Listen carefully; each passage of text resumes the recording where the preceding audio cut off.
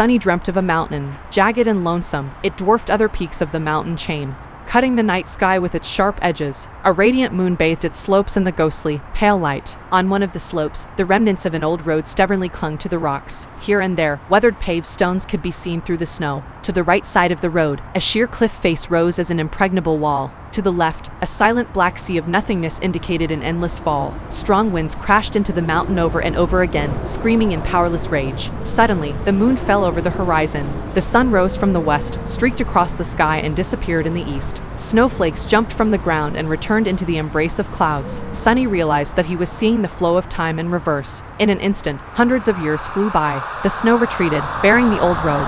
Cold shivers ran down Sunny's back as he noticed human bones littering the ground. A moment later, the bones were gone, and in their place, a slave caravan appeared, moving backwards down the mountain in the clamor of chains. Time slowed, stopped, and then resumed its usual pace. Aspirant, welcome to the nightmare spell. Prepare for your first trial. What the hell is this? Step, another step.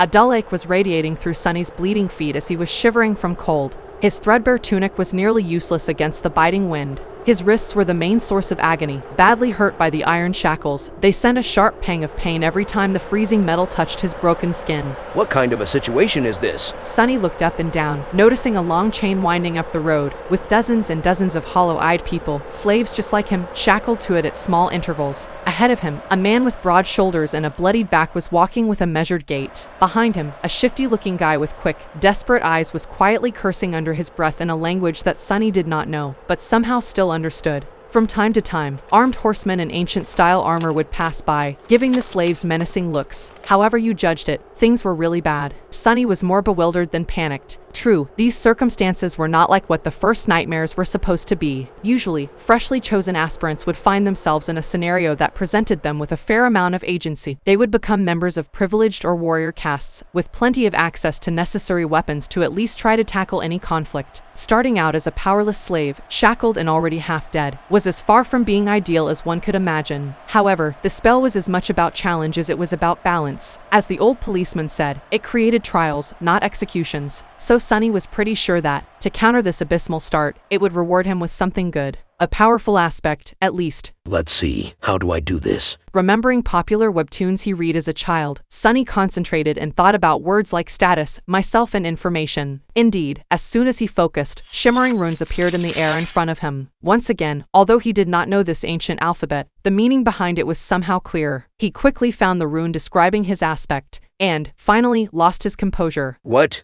the actual fuck? Name, sunless. True name, none. Rank, aspirant. Soul core, dormant. Memories, none. Echoes, none. Attributes, faded. Mark of divinity, child of shadows. Aspect, temple slave. Aspect description.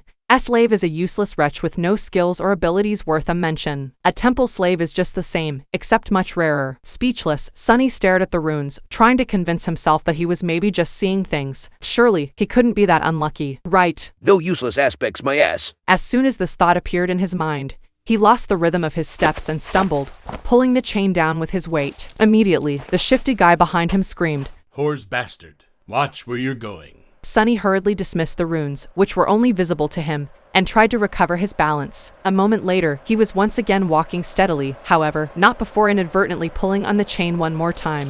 "You little shit, I'm going to kill you." The broad-shouldered man in front of Sunny chuckled without turning his head. Why bother? The weakling will be dead by sunrise anyway. The mountain will kill him. A few seconds later, he added, It'll kill you and me, too. Just a bit later. I really don't know what the Imperials are thinking, forcing us into this cold. The shifty guy gasped. "Speak for yourself, fool. I'm planning to survive." Sunny silently shook his head and concentrated on not falling again. What a charming pair. Suddenly, a third voice joined the conversation from somewhere further back.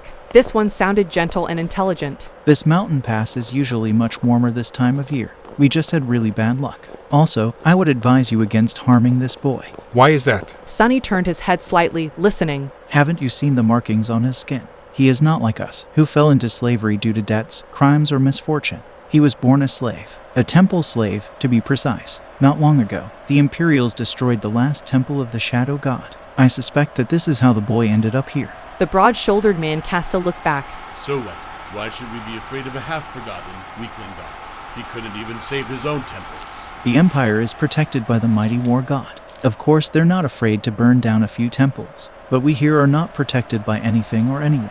Do you really want to risk angering a god? The broad-shouldered man grunted, not willing to answer. Their conversation was stopped by a young soldier riding a beautiful, white horse, clad in a simple leather cuirass, armed with a spear and a short sword.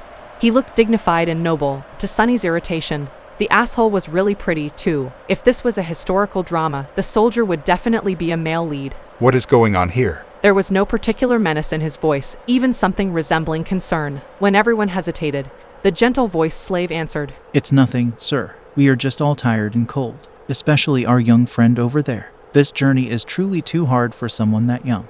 The soldier looked at Sonny with pity. What are you looking at? You're not much older than me. Sonny thought. Of course, he didn't say anything out loud. The soldier sighed and took a flask from his belt before extending it to Sonny. Bear with it a little more, child. We will stop for the night soon. For now, here, drink some water. Child.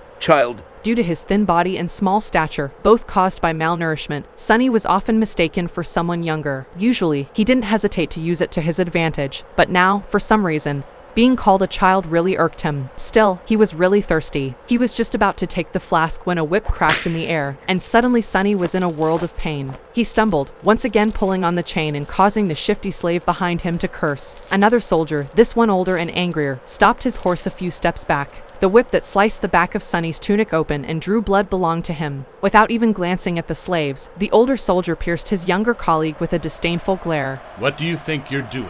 The young soldier's face darkened. I was just giving this boy some water. He'll receive water with the rest of them once we camp. But Shut your mouth. These slaves are not your friends. Understood. They're not even people. Treat them like people and they'll begin imagining things. The young soldier looked at Sonny, then lowered his head and put the flask back on his belt. Don't let me catch you making friends with slaves again, newbie, or next time it will be your back tasting my whip. As if to illustrate his intention, the older soldier cracked his whip in the air and rode past them, radiating threat and anger. Sonny watched him go with well-concealed malice. I don't know how, but I will watch you die first. Then he turned his head and glanced in the direction of the younger soldier, who was falling behind with his head still lowered. And you, second.